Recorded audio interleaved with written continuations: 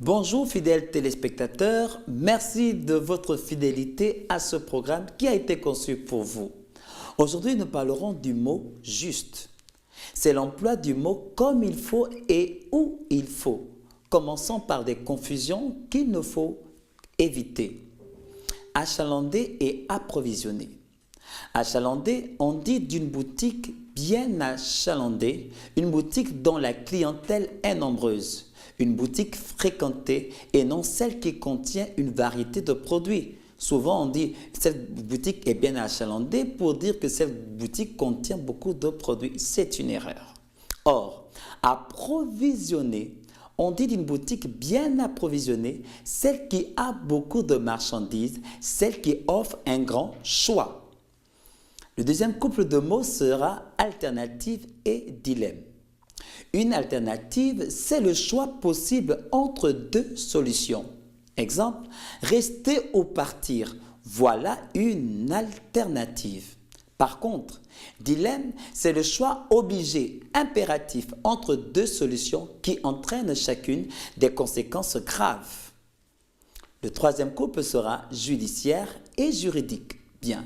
Judiciaire indique ce qui concerne la justice et son administration. Exemple, l'organisation judiciaire du Rwanda est rigoureuse. Juridique, par contre, concerne le droit. Le contrat de bail est un exemple juridique. Le quatrième couple de mots à élucider sera oppressé et opprimé. Oppressé, c'est ce qui gêne la respiration, qui fait naître de fortes tensions émotionnelles. Exemple, l'asthme oppresse l'individu jusqu'à l'étouffement. Par contre, opprimer, c'est soumettre à une autorité excessive et injuste, c'est persécuter, empêcher de s'exprimer ou de se manifester. Exemple, les gouvernants oppriment les peuples. L'équipe de cette prof a relevé des pléonasmes, c'est-à-dire des répétitions qu'il faut éviter. Exemple, abolir entièrement. Quand on abolit, c'est déjà de manière entière et totale. Ajouter en plus. Quand on ajoute, c'est toujours en plus. Collaborer ensemble. On ne collabore pas seul, on collabore toujours avec un tiers. Une heure de temps. L'heure indique toujours le temps. Donc, dire une heure de temps, c'est dire deux fois la même chose. S'entraider mutuellement. Alors, entraider ici, c'est toujours avec une personne, un vis-à-vis. Répéter de nouveau. Répéter, c'est dire de nouveau. Donc, il n'est pas nécessaire de dire répéter de nouveau. Monter en haut, vous la connaissez cette expression, ou encore descendre en bas, parce que quand on monte, c'est déjà en haut, et quand on descend, c'est déjà en bas. Nous espérons vous avoir été encore utile. Passons à la rubrique du projet Voltaire, notre cher partenaire. Vu la situation économique, je ne peux pas les embaucher en CDI. Vu la situation économique, je ne peux pas les embaucher en CDI. Où est la faute dans cette phrase? Vérifions ensemble. Ici, la faute est embaucher. Pourquoi? Parce que ici, un verbe à l'infinitif présent est invariable, donc embaucher ne pourra jamais prendre S. Il ne s'accorde jamais. Il faut donc écrire embaucher sans S. Exemple, pour les manger, ER, il faut d'abord les faire, RE, cuire. Donc la phrase correcte est, vu la situation économique, je ne peux pas les embaucher en CDI, embaucher avec un ER. C'est bien sûr à regret que nous nous séparons d'un collaborateur aussi estimé. C'est bien sûr à regret que nous nous séparons d'un collaborateur aussi estimé. Dans cette phrase, y a-t-il une faute? Si oui, laquelle? Vérifions. Ici, c'est bien sûr. En effet, bien sûr s'écrit toujours en deux mots. Bien, plus loin, sûr. Exemple, vous êtes bien, plus loin, sûr, invité. La phrase correcte est, c'est bien, plus loin, sûr, à regret que nous nous séparons d'un collaborateur aussi estimé. Votre stage touche à sa fin. Qu'en retirez-vous de positif? Votre stage touche à sa fin. Qu'en retirez-vous de positif? Dans cette phrase, y a-t-il une faute, une erreur qui se serait glissée? Si oui, laquelle? Sinon, vérifions ensemble. Ici, c'est quand. Si oralement, on peut décomposer le mot en que, en, alors il faut écrire quand et non quand qui indique le temps dans la phrase qui est la nôtre. Votre stage touche à sa fin. Que en retirez-vous de positif? Donc ici, il s'agit de que, plus loin, en. Quand il fait beau, je n'hésite pas à sortir. Ici, le quand indique le temps. La phrase correcte est « Votre stage touche à sa fin. Qu'en retirez-vous de positif ?» Alors, soyez nombreux à vous procurer cette application sur Android, iPad et iPhone. N'oubliez surtout pas de nous écrire sur canal 7-7prof pour nous proposer des sujets et regarder nos émissions en continu.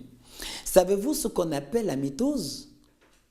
Non? Oui? Alors, les bons profs nous l'expliquent. Bonne poursuite de nos programmes. À très bientôt sur Canal 7, votre chaîne panafricaine.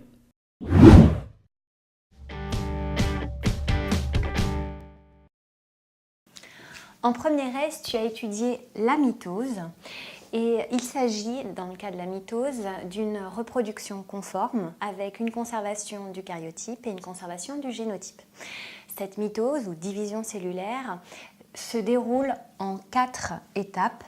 La prophase, première phase, la métaphase, méta qui vient après, l'anaphase, ana en haut, puisqu'on va le voir, on a une migration, une ascension polaire des chromatides, des chromosomes. Et enfin, télophase, télo qui vient à la fin. Alors, pour illustrer ces 4 étapes de la mitose, ici, j'ai pris comme exemple une cellule végétale, mais ces 4 étapes sont également présentes chez les animaux à quelques différences, mais qui ne sont pas au programme. Donc ici, dans le cas de la prophase, tu as à droite une photographie d'une racine de jacinthe observé au microscope optique avec un colorant type Fulgen, et ce colorant va se fixer préférentiellement sur l'ADN et ça nous intéresse puisque, comme tu peux le voir sur les schémas, l'ADN compacté, ça te donne des chromosomes. Donc dans cette racine, pourquoi le choix de cette racine? La racine a une croissance et dans cette zone-là, tu as une croissance racinaire surtout due à une multiplication cellulaire ou mitose. Un peu plus haut, tu aurais une croissance par élongation cellulaire. Nous, on va focaliser notre attention sur certaines cellules que tu peux observer, là grâce au microscope optique, des cellules qui présentent une forme plutôt cubique et surtout un matériel génétique ou l'ADN sous forme compactée. La photo qui arrive là te montre une prophase. Il s'agit de la première étape de la mitose avec une compaction importante de l'ADN et tu peux enfin voir apparaître des chromosomes à 2 chromatides. En effet, une mitose est précédée d'une réplication de l'ADN que tu peux voir dans une autre vidéo. Donc, chaque chromosome présente 2 chromatides et c'est bien net sur la photo. Tu ne verras pas les chromatides. Par contre, tu vois que l'ADN est très compacté. Tu devines des chromosomes. Mes chromosomes à 2 chromatides, ici j'ai choisi de prendre une cellule à 3 chromosomes différents d'un point de vue karyotype, formule chromosomique, ça s'écrirait n égale 3 et j'écrirai le génotype après. Quel est l'intérêt de compacter sans finalisme cet ADN? Eh bien, l'idée, c'est que ta cellule, à la fin, va te donner 2 cellules filles. Une cellule mère donnera 2 cellules filles. Or, ton ADN, sache que, par exemple, un grand chromosome est constitué d'ADN. Le plus grand chromosome, ce serait 7 cm d'ADN. Or, 7 cm, imagine une bobine de fil qui fait 7 cm de long pour 2 nanomètres, de 10-9 mètres de large. Il faut que tu la coupes en 2. Eh bien, l'intérêt, c'est de compacter cet ADN pour avoir un chromosome qui ne fait plus 7 cm de haut, mais seulement 7 micromètres. Et compacter, ça permet de mieux diviser. D'où l'intérêt de cette prophase qui est un peu lourde. Ça coûte énormément d'énergie de compacter cet ADN. Et tes chromosomes assez gros, à la fin, vont occuper tout le cytoplasme de sorte que ton enveloppe nucléaire va disparaître à la fin de la prophase. Ensuite arrive la métaphase, méta qui vient après. Et comme tu peux regarder sur la photo ici qui illustre la métaphase, elle est très facile à repérer cette étape-là, car les chromosomes s'alignent au niveau d'un plan ou d'une plaque équatoriale, plus précisément les centromères s'alignent au niveau de cette plaque. De part et d'autre de la plaque équatoriale ou du plan, les chromatides de chaque chromosome se disposent. On passe alors à l'anaphase, ana vers le haut. Pourquoi? Ici, on va avoir disjonction des chromatides de chaque chromosome et ascension, migration vers un des deux pôles. Ici, je peux rajouter une petite flèche.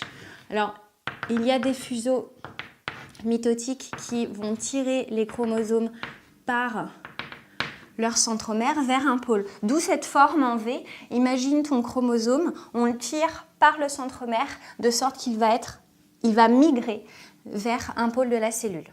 Donc là, tu peux le voir, la photographie qui t'illustre l'anaphase, là aussi, c'est assez facile à observer. On voit deux paquets de chromosomes migrer vers l'un des deux pôles. Donc tu peux le voir sur cette photographie-là. Là, je te propose un début d'anaphase. On commence à voir une disjonction des chromatides. Et sur la photo qui arrive maintenant, tu vas voir une migration, une ascension polaire de chaque chromatide. Enfin, la fin, télophase. Là, je vais avoir deux paquets de chromosomes à une seule chromatide dans chacune de cellules filles qui vont être d'un point de vue génotypique identiques et qui auront le même karyotype puisqu'ici tu es toujours à n égale 3 et n égale 3 également.